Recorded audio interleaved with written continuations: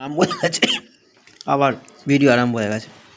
ভাত, স্যালাড রয়েছে, আর এখানে একটা গোটা করে রোজ একটা আমলকি সেদ্ধ করা হয়। এখন নতুন করে আমলকি সেদ্ধ করা হচ্ছে সেই সামনে। আর এখানে আছে চিংড়ি মাছ, যেটা নিলাম সেই চিংড়ি মাছ দিয়ে পালং শাক দিয়ে একটা পুরো ঝোল ঝোল মতন করা হয়েছে তরকারি।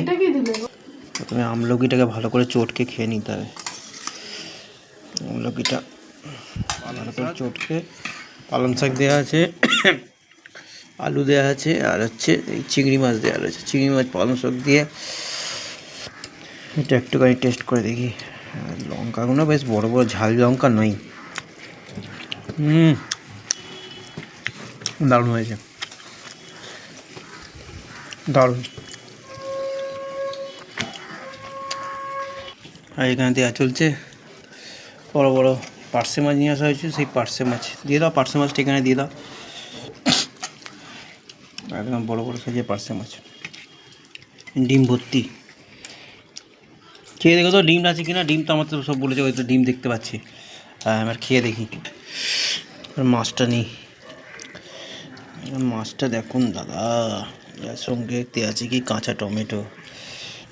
আহা, অনেকে বলছে ভিডিও আসছে না কেন, খাওয়ার ভিডিও কেন আসছে না? আরে ঘুরতে গেছি, ঘুরতে গেলে কি খাবারের ভিডিও আসে?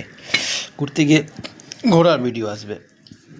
আবার যাবো বন্ধুরা, এই ট্যুর ব্লগ চলবে, তার সঙ্গে খাবার ব্লগও সব একসঙ্গেই চলবে।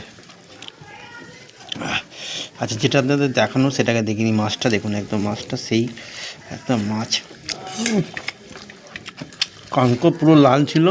আর পেটে এই দেখুন ছাড়াচ্ছি, এই দেখুন ডিম বলেছে যখন, একদম ডিম দেখেছেন, একদম সেই লেভেলের ডিম। একদম দেখুন ডিম, দেখুন একদম ডিম লক লক করছে। সেই স্বাদ, সেই স্বাদ। ঠিক আছে, আবার দেখা হবে অন্য কোনো ভিডিওতে। ততক্ষণের জন্য ভালো থাকবেন, সুস্থ থাকবেন, দেখতে থাকবেন। টাটা।